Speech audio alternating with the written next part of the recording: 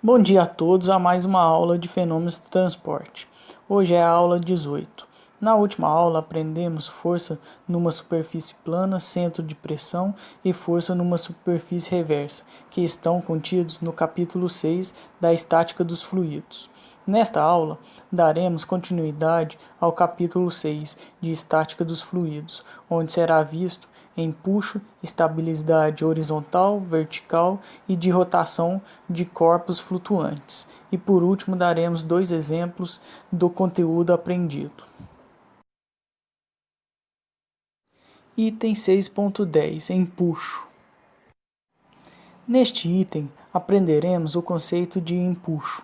Considere a figura apresentada que possui um corpo ABCD, imerso em um fluido líquido. Vamos analisar as forças que agem sobre este corpo. Na superfície de cima do corpo, a superfície ADC, o fluido aplica uma força resultante para baixo, Fy'.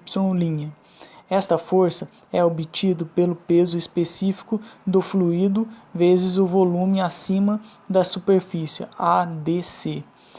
O volume que está acima é representado pelo volume UADCV.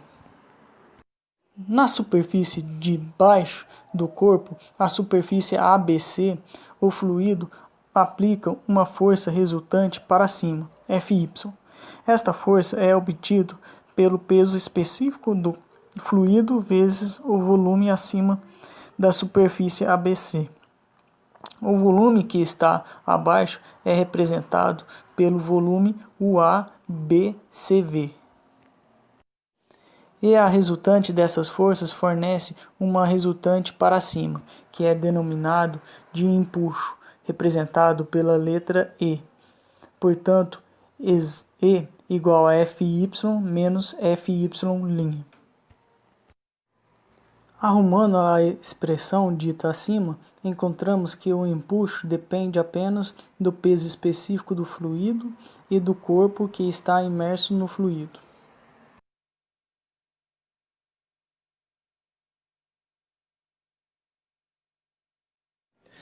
A equação do empuxo pode ser expressa em palavras pelo princípio de Arquimedes. Num corpo total ou parcialmente imerso num fluido, age uma força vertical de baixo para cima, chamado empuxo, cuja intensidade é igual ao peso do volume de fluido deslocado. Suponha-se um corpo totalmente submerso. Ele flutuará se seu peso G for menor que o empuxo. Portanto, E é maior ou igual a G. No caso da igualdade, o corpo estará em equilíbrio, em qualquer posição. Imaginando o corpo totalmente submerso, o volume deslocado é igual ao volume do corpo. Logo, para o corpo flutuar, o empuxo deve ser maior ou igual que a força-peso do corpo. Como os dois corpos estão submersos, os volumes deslocados e do corpo são iguais. Assim, obtemos que para que o corpo flutue em um fluido, temos que ter que este corpo tenha um peso específico menor que o peso específico do fluido.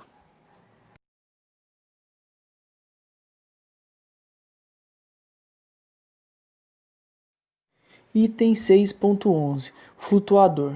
Nomenclatura. Neste item, iremos definir os nomes utilizados em corpos flutuantes. Corpo flutuante ou flutuador é qualquer corpo que permanece em equilíbrio quando está parcial ou totalmente imerso num líquido. Observando a figura, temos que plano de flutuação é o plano horizontal da superfície livre do fluido. Linha de flutuação é a intersecção do plano de flutuação com a superfície do flutuador. Seção de flutuação é a seção plana cujo contorno é a linha de flutuação. Volume de carena é o volume de fluido deslocado pela parte imersa do flutuador. Nota-se que o peso do volume de carena é igual à intensidade do empuxo. Centro de carena é o ponto de aplicação do empuxo se o fluido for homogêneo. O centro de carena coincidirá com o centro de gravidade do volume de carena.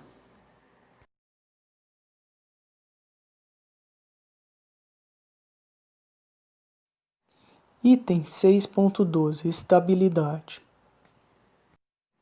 O empuxo e o peso G são as forças que são aplicadas para um corpo total ou parcialmente submerso em repouso.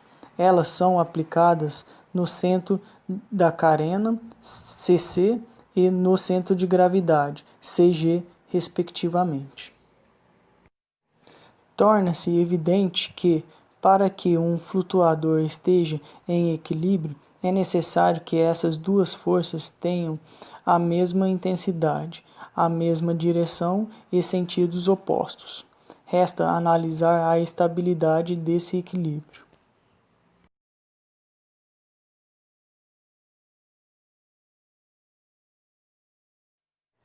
Suponha-se um corpo em equilíbrio. Aplica-se uma força pequena nesse corpo.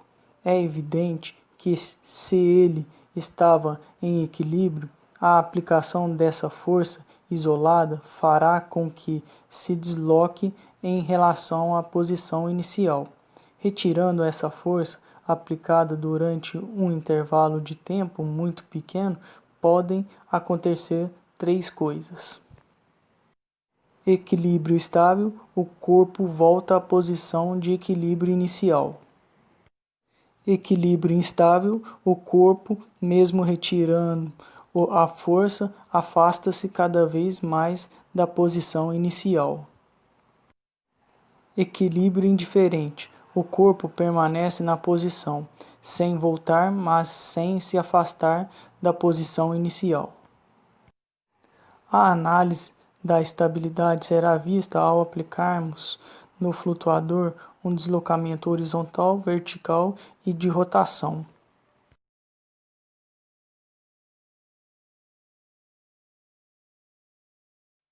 A análise da estabilidade será vista ao aplicarmos no flutuador um deslocamento horizontal, vertical e de rotação.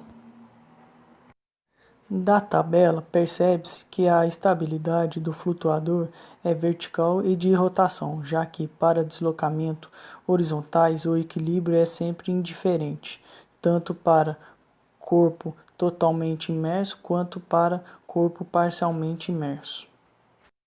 As estabilidades verticais e de rotação serão vistos nos itens 6.13 e 6.14, respectivamente.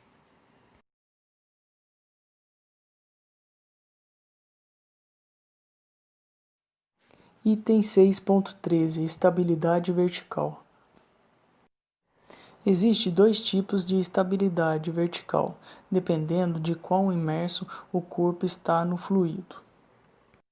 Subitem 6.13.1 Corpo totalmente submerso em equilíbrio. Se o corpo estiver totalmente submerso em equilíbrio, o volume deslocado será sempre o mesmo. Qualquer que seja o deslocamento, sempre existirá o equilíbrio, de forma que um caso de equilíbrio indiferente.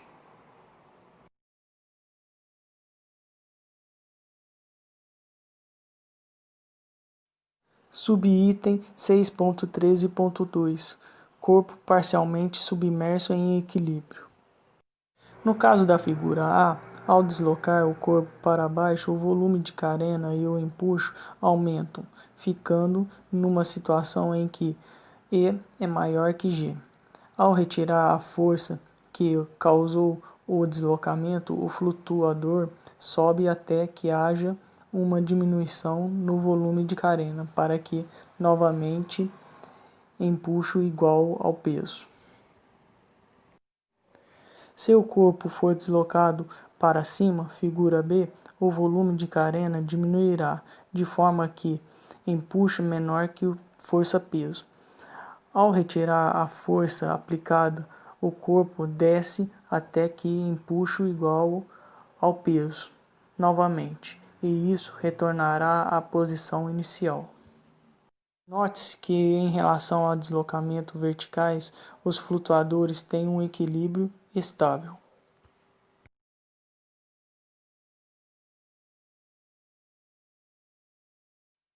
Item 6.14. Estabilidade à rotação.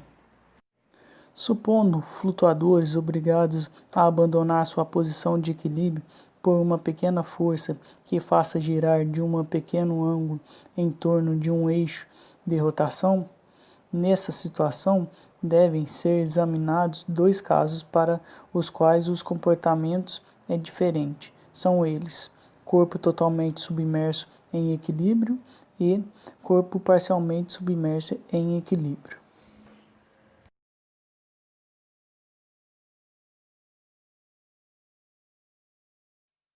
Subitem 6.14.1 Corpo totalmente submerso em equilíbrio. Se houver pequena rotação no corpo acima, tem-se que o centro de carena, CC, e o centro de gravidade, CG, permanece fixo em relação ao corpo.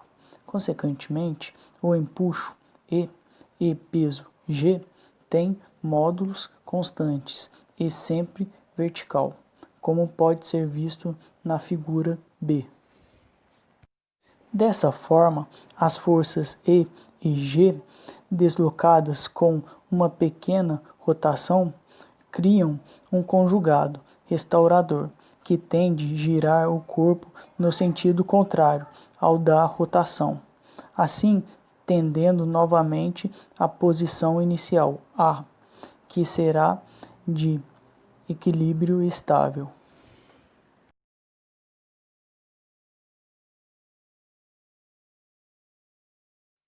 Se houver pequena rotação no corpo acima, no qual o CG se encontra acima de CC, tem-se que o conjugado tenderá a girar mais o corpo, de forma que ele se afastará ainda mais da posição de equilíbrio inicial, como se observa na figura B.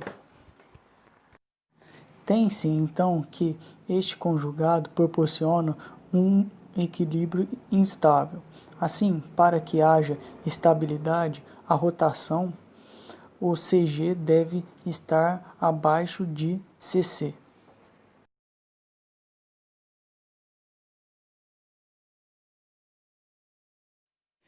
Item 6.14.2 Corpo parcialmente submerso em equilíbrio. Nesse caso, o estudo não é tão simples como no caso dos corpos totalmente submersos. É óbvio que o centro de gravidade abaixo do centro de carena é uma garantia para que o equilíbrio seja estável. Entretanto, essa condição não é necessária.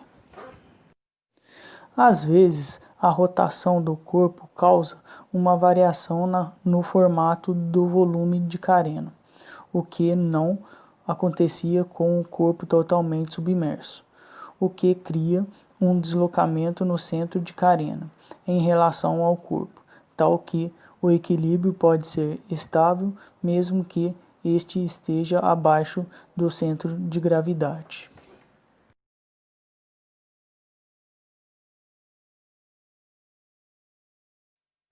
Rotacionando em torno do eixo O volume de careno, que era ABCD, passa a ser LICB, com consequente deslocamento do centro de carena para a esquerda, em CC'.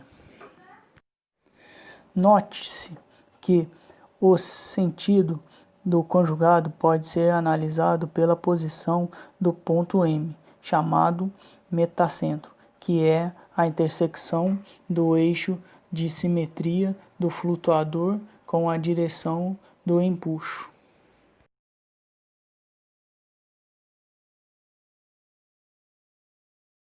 Se o ponto M estiver acima do centro de gravidade, o conjugado será contrário à rotação e o equilíbrio é estável. Se o ponto M estiver abaixo do centro de gravidade, o conjugado será a favor da rotação e o equilíbrio é instável. Se o ponto M estiver no centro de gravidade, o equilíbrio será indiferente.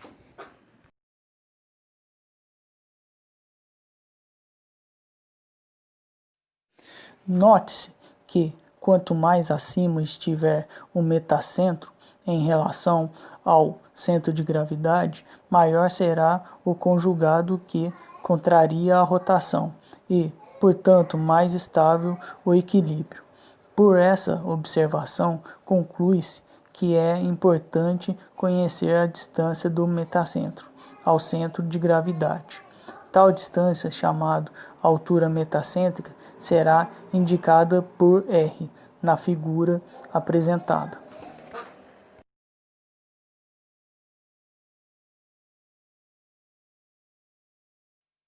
A equação para obter a altura metacêntrica R é dada pela equação apresentada. Tem-se, então, que a estabilidade do flutuador será aumentada com diminuição de L e, portanto, abaixando o centro de gravidade ou aumentando o momento de inércia da seção de flutuação, y.